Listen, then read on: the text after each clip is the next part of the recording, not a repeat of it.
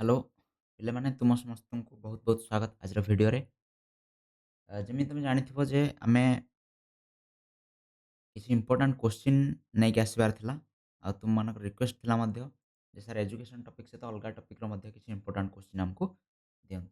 ତ ଆଜି ଆମେ ଟ୍ରାଏ କରିବା ଏଇ ଭିଡ଼ିଓ ମାଧ୍ୟମରେ ପଲିଟିକାଲ୍ ସାଇନ୍ସର କିଛିଟା ଇମ୍ପୋର୍ଟାଣ୍ଟ କୋଶ୍ଚିନ୍ ଦେଖିବା ପାଇଁ।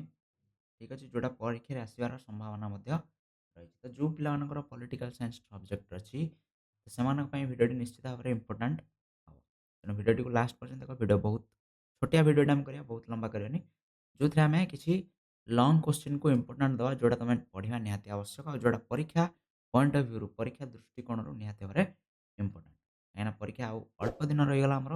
ତେଣୁ ନିଶ୍ଚିତ ଭାବରେ ଆମେ ଇମ୍ପୋର୍ଟାଣ୍ଟ କୋଶ୍ଚିନ୍ ଗୁଡ଼ିକୁ ମନେ ରଖିବା, ପଢ଼ିବା ତାଙ୍କୁ ନିହାତି ଆବଶ୍ୟକତା। ତ ଲେଟ୍ କରିବାନି, ଆରମ୍ଭ କରିବା। ଯୋଉମାନେ ଚ୍ୟାନେଲରେ ନୂଆ ଅଛ, ସେମାନଙ୍କୁ କହିଦେବାକୁ ଚାହୁଁଛି ଯେ ଚ୍ୟାନେଲକୁ ନିଶ୍ଚିତ ଭାବରେ ସବସ୍କ୍ରାଇବ୍ କରିବା। ଠିକ୍ ଅଛି? ତା ସହିତ ବେଲ୍ ଆଇକନ୍‌କୁ ମଧ୍ୟ ପ୍ରେସ୍ କରିବା, ଯାହାଫଳରେ ତୁମକୁ ନୋଟିଫିକେସନ୍ ମିଳିପାରିବ। ଠିକ୍ ଅଛି? ଆଉ ଯଦି ଭିଡ଼ିଓ ତୁମକୁ ଭଲ ଲାଗୁଛି, ଇମ୍ପୋର୍ଟାଣ୍ଟ ଲାଗୁଛି, ତାହେଲେ ନିଶ୍ଚିତ ଭାବରେ ଆମେ ଗୋଟେ ଲାଇକ୍ କରିବା, ସାଙ୍ଗମାନଙ୍କ ସହିତ ସେୟାର କରିବା, ଯୋଉମାନଙ୍କ ସହିତ ଯୋଉମାନଙ୍କର ପଲିଟିକାଲ୍ ସାଇନ୍ସ ଟପିକ୍ ରହିଛି। ଠିକ୍ ଅଛି? ତେଣୁ କିଛିଟା ଲଙ୍ଗ୍ କୋଶ୍ଚିନ୍ ଆମେ ନେଇକି ଆସିଛେ, ଯୋଉଟା ସାଧାରଣତଃ ତମର ପୂର୍ବ ବର୍ଷରେ 8 ମାର୍କର କୋଶ୍ଚିନ୍ ପଡ଼ିଥିଲା।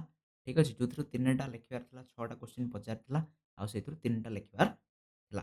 ତ ସେମିତି କିଛି କୋଶ୍ଚିନ୍ ଆମେ ନେଇକି ଆସିଛେ। ଯେମିତି ପ୍ରଥମ ଇମ୍ପୋର୍ଟାଣ୍ଟ କୋଶ୍ଚିନ୍ ହେଲା ମିଳିତ ଜାତିସଂଘର ସାଧାରଣ ସଭାର ଗଠନ ଆଉ କାର୍ଯ୍ୟାବଳୀ ବର୍ଣ୍ଣନା କର। ତ ମିଳିତ ଜାତିସଂଘ ନିଶ୍ଚିତ ଭାବରେ ଗୋଟେ ଇମ୍ପୋର୍ଟାଣ୍ଟ ଟପିକ୍।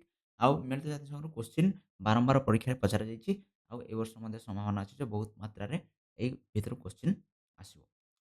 ସେକେଣ୍ଡ କୋଶ୍ଚିନ୍ ଯଦି ଆମେ ଦେଖିବା ଗଣତନ୍ତ୍ର, ଗଣତନ୍ତ୍ର ମଧ୍ୟ ଗୋଟେ ଇମ୍ପୋର୍ଟାଣ୍ଟ ଟପିକ୍। ଗଣତନ୍ତ୍ରର ବୈଶିଷ୍ଟ୍ୟ, ଏହାର ଉପକାରିତା ଆଉ ଅପକାରିତା।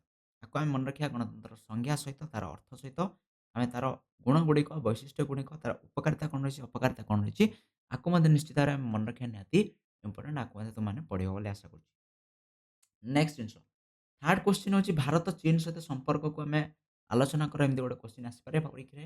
ତ ଭାରତ ପାକିସ୍ତାନ, ଭାରତ ଚୀନ ସହିତ କ'ଣ ସମ୍ପର୍କ ରହିଛି, ଯେହେତୁ ସେ ଦୁଇଟା ଆମର ପଡ଼ୋଶୀ ରାଷ୍ଟ୍ର, ତାଙ୍କ ସହିତ କ'ଣ କେମିତି ସମ୍ପର୍କ ରହିଛି, ତାକୁ ମଧ୍ୟ ନିଶ୍ଚିତ ଭାବରେ ଆମେ ପଢ଼ିବା ନିହାତି ଆବଶ୍ୟକ। ତ ଏଇ ବର୍ଷ ଏଇଟା ଇମ୍ପୋର୍ଟାଣ୍ଟ ରହିବ, ଭାରତ ଆଉ ଚୀନ ସହିତ କ'ଣ ସମ୍ପର୍କ ରହିଛି। ନେକ୍ସଟ, ଭାରତର ଦଳୀୟ ବ୍ୟବସ୍ଥାର ବିଭିନ୍ନ ଲକ୍ଷଣ ଗୁଡ଼ିକ ବୁଝାଅ। ଠିକ୍ ଅଛି? କ'ଣ କ'ଣ ବୈଶିଷ୍ଟ୍ୟ ରହିଛି ଦଳୀୟ ବ୍ୟବସ୍ଥାର, ଆଉ କ'ଣ କ'ଣ ଲକ୍ଷଣ ରହିଛି, ସେଗୁଡ଼ିକୁ ଆମେ ନିଶ୍ଚିତ ଭାବରେ ଜାଣିବା ନିହାତି ଆବଶ୍ୟକ। ଠିକ୍ ଅଛି? ତେଣୁ ଇଏ ମଧ୍ୟ ଗୋଟେ ଇମ୍ପୋର୍ଟାଣ୍ଟ କୋଶ୍ଚିନ୍ ହେଇଯିବ। ନେକ୍ସଟ କୋଶ୍ଚିନ୍ ଆମେ କହିବା ଗ୍ରାମ ପଞ୍ଚାୟତର ଗଠନ ଆଉ କାର୍ଯ୍ୟାବଳୀ ବିଷୟରେ ଆମେ ଆଲୋଚନା କର। ଇଏ ମଧ୍ୟ ଗୋଟେ କୋଶ୍ଚିନ୍ ହେଇଯିବ। ଗ୍ରାମ ପଞ୍ଚାୟତ ଗଠନ କେମିତି ହେଇଥାଏ, ଆଉ କ'ଣ କ'ଣ କାର୍ଯ୍ୟ କରିଥାଏ ଗ୍ରାମ ପଞ୍ଚାୟତ, ଏସବୁ ଜିନିଷ ନିଶ୍ଚିତ ଭାବରେ ଇମ୍ପୋର୍ଟାଣ୍ଟ ରହିବ। ତା ସହିତ ପୌରପାଳିକାର ଗଠନ ଆଉ କାର୍ଯ୍ୟାବଳୀ ମଧ୍ୟ ଇମ୍ପୋର୍ଟାଣ୍ଟ। ତ ଏଇ ଦିଟା ଟପିକ୍ ମଧ୍ୟ ତମେ ନିଶ୍ଚିତ ଭାବରେ ପଢ଼ିବ ଆଉ କଭର କରିବ। ଏ ଭିତରୁ ନିଶ୍ଚିତ ଭାବରେ କୋଶ୍ଚିନ୍ ଆସିବ।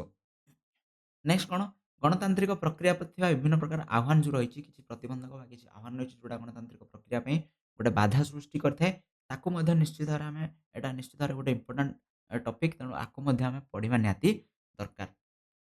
ନେକ୍ସଟ ହେଲା ଗାନ୍ଧୀବାଦର ମୌଳିକ ନୀତି। ଗାନ୍ଧୀବାଦର ମୌଳିକ ନୀତିକୁ ମଧ୍ୟ ତୁମେ ଅ, ନିଶ୍ଚିତ ଭାବରେ ପଢ଼ିବ। ଠିକ୍ ଅଛି? ଆକୁ ମଧ୍ୟ ତୁମେ ନିଶ୍ଚିତ ଭାବରେ ଟିକେ ଫୋକସ୍ କରିବ। ନେକ୍ସଟ, ଭାରତରେ ବୈଦେଶିକ ନୀତିର ପ୍ରଧାନ ବୈଶିଷ୍ଟ୍ୟ ଗୁଡ଼ିକ କ'ଣ କ'ଣ ରହିଛି। ଯେଉଁ ବୈଦେଶିକ ନୀତି ରହିଛି ଭାରତର, ତାର କ'ଣ କ'ଣ ଗୁଣ ରହିଛି, ତାକୁ ମଧ୍ୟ ଆମେ ପଢ଼ିବା ନିହାତି ଆବଶ୍ୟକ। ତା ସହିତ ଆଉ କ'ଣ ରହିବ ନା, ଭାରତର କେନ୍ଦ୍ର ଆଉ ରାଜ୍ୟ ଭିତରେ ଥିବା ପ୍ରଶାସନିକ ସମ୍ପର୍କ। କ'ଣ ପ୍ରଶାସନିକ ସମ୍ପର୍କ ଅଛି କେନ୍ଦ୍ର ସରକାର ଆଉ ରାଜ୍ୟ ଭିତରେ। ଠିକ୍ ଅଛି? ଆକୁ ମଧ୍ୟ ଇଏ ଗୋଟେ ଇମ୍ପୋର୍ଟାଣ୍ଟ ଟପିକ୍। ଇଏ ମଧ୍ୟ ତୁମେ ନିଶ୍ଚିତ ଭାବରେ କଭର କରିବ। ତା ସହିତ ଯେଉଁ ରାଜନୈତିକ ଦଳ ରହିଲା, ସେଗୁଡ଼ିକର କାର୍ଯ୍ୟ କ'ଣ, ତାକୁ ମଧ୍ୟ ତୁମେ ପଢ଼ିବ ଯେ ରାଜନୈତିକ ଦଳର କାର୍ଯ୍ୟ କ'ଣ। ଆମେ ଏଥିରେ ଦେଖିଲେ ଯେ କ'ଣ ଦଳୀୟ ବ୍ୟବସ୍ଥା କଥା କହିଲେ, ତା ସହିତ ରାଜନୈତିକ ଦଳର କ'ଣ କ'ଣ କାର୍ଯ୍ୟ ଅଛି, ତାକୁ ମଧ୍ୟ ତୁମେ ଦେଖିବ। ଠିକ୍ ଅଛି? ଆଉ ଗୋଟେ ଆସିବ ଯେ ବିଶ୍ୱ ପରିବେଶର ମୁଖ୍ୟ ସମସ୍ୟା ଗୁଡ଼ିକ ଲେଖ। ପରିବେଶ ଶିକ୍ଷା ବିଷୟରେ ଏଠି କୁହାଯାଇଛି। ତ ବିଶ୍ୱ ପରିବେଶର କ'ଣ କ'ଣ ସମସ୍ୟା ରହିଛି, ତାକୁ ଲେଖିବା। ତା ସହିତ ସଂଘୀୟ ରାଷ୍ଟ୍ରର ବିଭିନ୍ନ ପ୍ରକାର ଲକ୍ଷଣ। ତ ଏଇ ଥିଲା କିଛିଟା କୋଶ୍ଚିନ୍। ନିଶ୍ଚିତ ଭାବରେ ଆକୁ ତୁମେ ସ୍କ୍ରିନଶଟ୍ ନେଇଯାଅ। ମୁଁ ପୁଣି ଥରେ ଦେଖେଇ ଦେଉଛି। ତ ଏଇ ଟପିକ୍ ଗୁଡ଼ିକ ନିଶ୍ଚିତ ଭାବରେ ପରୀକ୍ଷାରେ ଆସିବାର ସମ୍ଭାବନା ରହିଛି ଅଧିକ ମାତ୍ରାରେ। କାହିଁକିନା ଏଇ ଟପିକ୍ ଗୁଡ଼ିକ ବାରମ୍ବାର କୋଶ୍ଚିନ୍ ଆସିଛି ପରୀକ୍ଷାରେ। ଆଉ ପରୀକ୍ଷା ଦୃଷ୍ଟିକୋଣରୁ ଏ ନିଶ୍ଚିତ ଭାବରେ ଇମ୍ପୋର୍ଟାଣ୍ଟ। ଆର ସ୍କ୍ରିନଶଟ୍ ନେଇଯାଅ କିମ୍ବା ନୋଟ୍ କରିଦିଅ, ଯାହା ବି ତୁମେ କରିବାର ଅଛି କର। ଠିକ୍ ଅଛି? ଆକୁ ନିଶ୍ଚିତ ଭାବରେ ତୁମେ ପରୀକ୍ଷାକୁ କଭର କରିକି ଯିବ। ଏତିକି ଯଦି କଭର କରୁଛ, ତାହେଲେ ନିଶ୍ଚିତ ଭାବରେ ତୁମେ ତୁମର ଲଙ୍ଗ ଟାଇପ୍‌କୁ କଭର କରିପାରିବ। ତା ସହିତ ସର୍ଟ ଟାଇମ୍ ମଧ୍ୟ କିଛି ତୁମେ ଆଥିରୁ ଉତ୍ତର ଦେଇପାରିବ।